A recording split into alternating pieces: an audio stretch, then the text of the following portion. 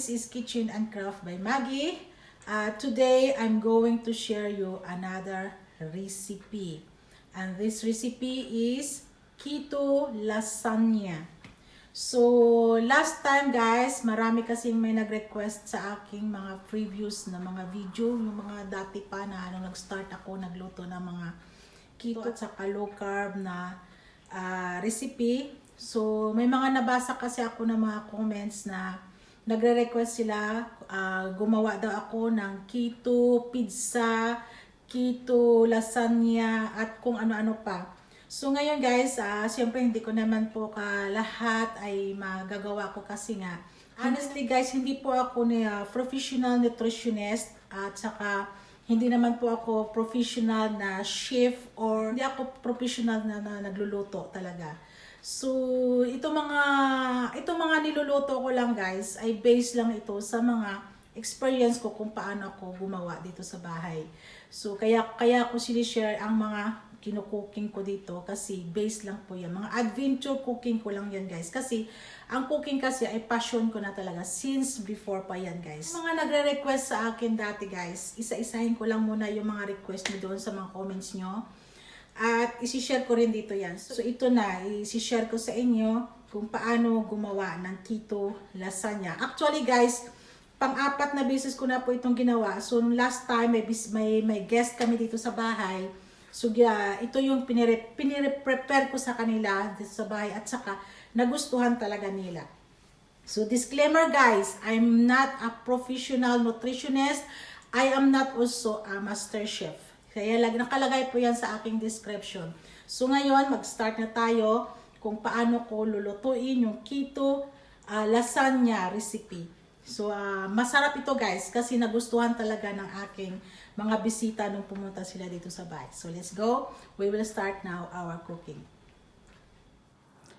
So guys, ito na yung mga ingredients ng ating gagawing keto lasagna. So, medyo mahirap ito guys at saka medyo thick time ito. Kaya pagtiyagaan nyo na lang pong panunuorin itong aking video na isi-share sa inyo. I'm sure talaga guys na magugustuhan nyo ito dahil sobrang sarap ito guys. At no worries kayo kung halimbawa ay kayo ay nagda-diet or body conscious kayo. So, ito ang para sa inyo na recipe. At ipapakita ko sa inyo ang lahat ng mga ingredients na aking gagamitin ngayon. Now, our first ingredients ay, of course, kailangan natin ng ground beef. Onion, garlic, dry basil,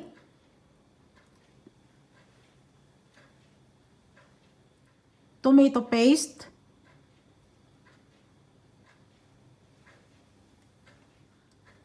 water,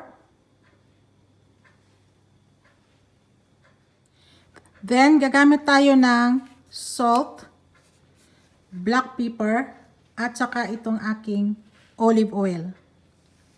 Ating ingredients kung paano gumawa ng lasagna pasta. So, kailangan natin guys ng eggs, cream cheese, salt, at saka yung ating psyllium husk powder. So, mabibili nyo ito guys sa mga exclusive yata na mga grocery kasi ito nabili ko sa dito, ang tawag dito ay bio. So, nabili ko yan siya sa mga bio. Bio kasi ang tawag dito or hindi ako sure kung anong tawag yan sa inyo. Pero marami po ito guys kasi pang keto kasi itong psyllium husk powder. Yan ang ingredients ng ating pasta guys. Then para sa ating toppings sa ating lasagna guys, kailangan natin ng Mozarella cheese, cheddar cheese,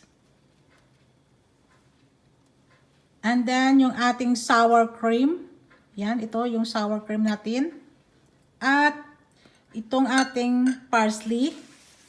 At gagamit din tayo ng salt and black pepper also. Ang lahat ng exact ingredients guys ay makikita nyo po yan sa aking description box. So let's go. We will start now our cooking. Ipakita ko sa inyo step by step ito guys. Kaya tutukan nyo po ito dahil medyo take time itong pagluluto natin kasi maraming mga ingredients ang gagamitin natin. So our first procedure guys ay gagawa tayo ng pasta. Haluin natin yung ating eggs. Yung ating cheese.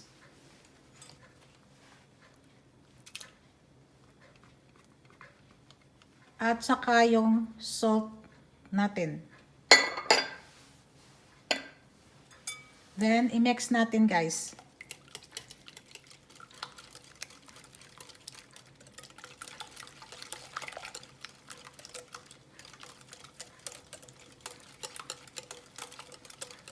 Then, ilagay natin tong ating psyllium. One at a time lang guys. Huwag niyong biglain.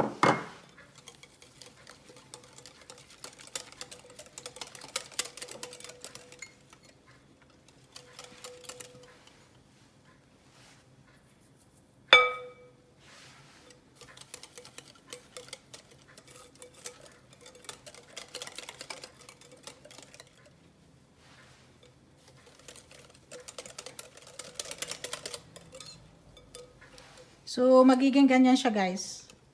Ang gagawin natin guys ay i-set aside muna natin siya ng mga 2 minutes o 1 minute ganyan. Lagay natin itong ating dito sa ating baking sheet.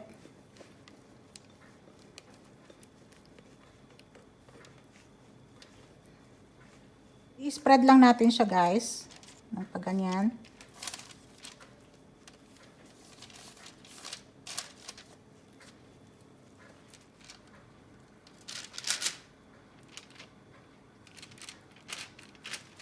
Then, gagamit ako ng isa pang parchment paper. Ayan, ganyan. Ako ng rolling pin ko. I-roll natin ng dahan-dahan hanggang sa mag-form siya na square. Dito sa ating. So, slowly lang yung pagtanggal nyo guys ha. Ayan.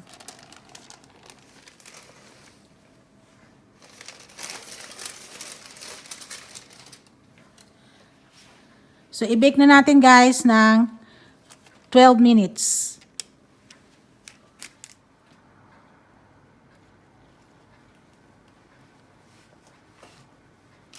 Ang ating pasta. So, mainit pa siya. So, mamaya na natin siyang galawin. I-cool down lang natin siya ng mga konting minuto. And after na mag-cool down na siya ng konti guys, tingnan nyo guys, ang ating pasta. Magiging ganyan siya guys. So medyo mainit pa talaga siya kasi umuusok pa. Magiging ganyan siya guys. Yan. See? So ngayon ang gagawin natin guys. Gagamit ako guys ng pang-cutting ko sa aking pizza. So ikakakat natin siya ng rectangle.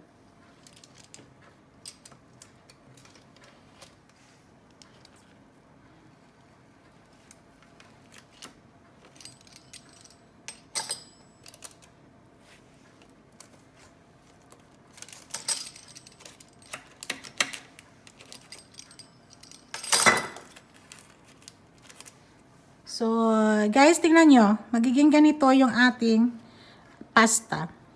Diba? Para siyang egg omelette, guys.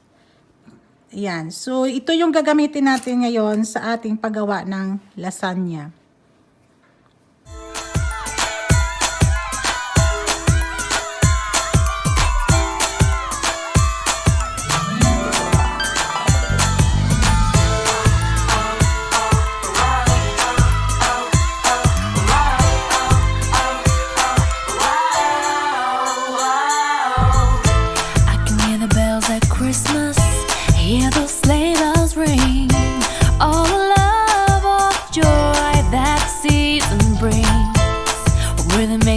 Special are all the possibilities, never knowing what you find underneath the tree. So much we take for granted. What about the less advantage? Let's not forget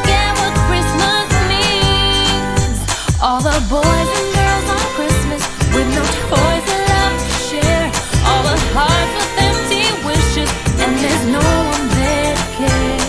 To everyone who's ever dared to dream, I would give you my own Christmas filled with hope and family. All the love you've ever wished for, put it underneath the tree. When you wake up in the morning, then you'll see that's what Christmas, that's what Christmas, that's what Christmas means to me.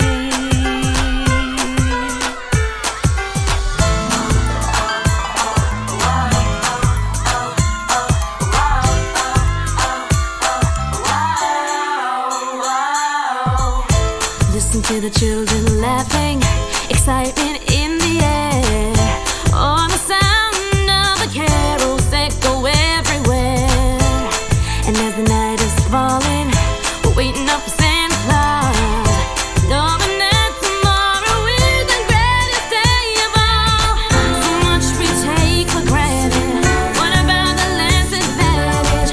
Let's not forget what Christmas means. All the boys and girls on Christmas with no toys allowed to share. All the hearts with empty wishes, and there's no one there.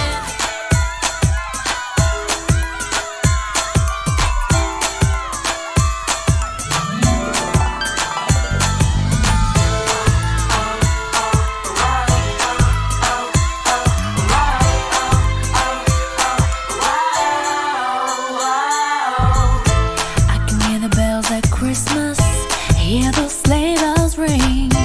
All the love, all the joy that season brings. What really makes it special are all the possibilities.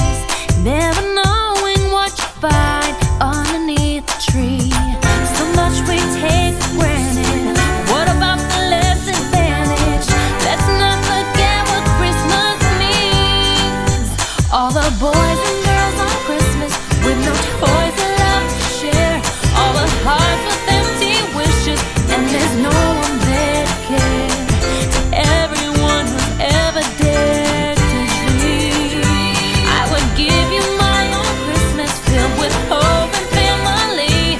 All the love you've ever wished for, put it underneath the tree. When you wake up in the morning, then you'll see that's what Christmas, that's what Christmas, that's what Christmas means to me.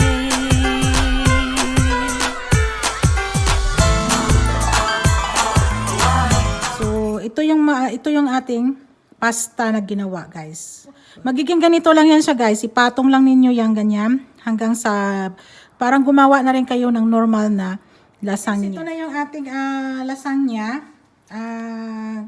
Ang ginawa ko, guys, ay nilagay natin yung ating pasta, and then nilagay ko yung aking beef na niluto. And then, pinatungan ko uli ng aking pasta na ginawa. And then, sinlagay ko yung aking toppings. And then, naglagay ako ng additional na mozzarella sa taas para magiging masarap yung ating lasagna. Lagay na natin siya sa ating oven. I-bake natin siya ng 20 minutes lang. Hanggang sa mag-melt lang yung ating cheese. And then, luto na siya. Ready to eat na siya, guys.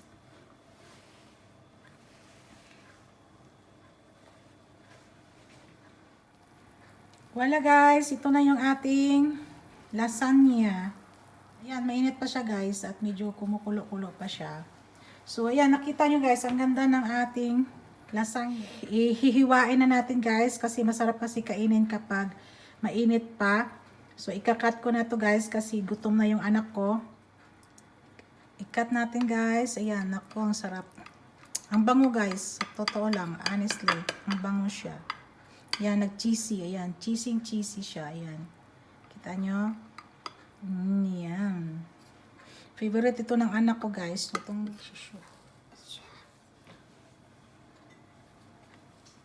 kita nyo, guys, itong ating lasagna. Kinat ko kasi ang isang slice. Binigay ko sa anak ko kasi nagugutom na siya. Tapos, yung isa, ito. Tingnan nyo guys, napaka cheesy ng ating lasagna. Ayan. Ayan. So, tingnan nyo, ang sarap niya guys. So, ngayon guys, dito, meron ako ditong hiniwa na. Kaya ipapakita ko sa inyo ang kanyang texture ng ating ginawang lasagna. Mainit pa talaga siya guys, umuusok siya. Ayan. Ganyan siya guys, tingnan nyo. Sarap na guys. Sarap guys, sarap. Talaga siya guys. Promise. So, try nyo guys. Masarap siya.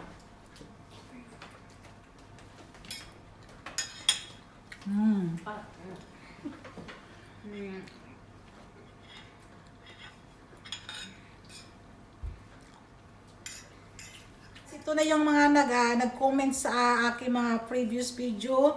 Nung nag-start ako, keto diet at saka low carb. So, ayan, ito na yung mga nirequest nyo sa akin kung paano gumawa ng lasagna. Alam ko na favorite ninyo yung lasagna. Kaya yung mga lasagna lovers dyan, ayan, ito na yung, i-try nyo ito guys. Ay, sinusigurado ko sa inyo, magugustuhan nyo ito siya. Napakasarap, cheesy. Ayan, cheesy. At wala kayong worry kasi low carb siya guys. Low carb. So, talagang mas magugustuhan niyo ito guys. So, yun lang guys. Ang ma-share ko sa inyo ngayong araw na to. Next time guys ay gagawa tayo ng pizza. Yung keto pizza na naman. Kasi meron na naman nag-request doon sa akin na gagawa ako. Nag-request siya kung paano gumawa ng keto pizza. Kaya abangan nyo po yung aking keto pizza guys. So yun guys, at thank you so much and God bless po sa inyong lahat, and shout out sa aking mga join membership dyan, yung mga aking mga subscribers, shout out po sa inyo. Sa aking mga generous super chat, thank you so much sa inyo, and see you again sa next video ko, at marami kayong matututunan pa sa akin. At ipopromote ko ulit yung aking second channel na si MAGGIE Accessories guys. Paki-subscribe nyo rin po guys. Thank you so much. God bless. Bye-bye!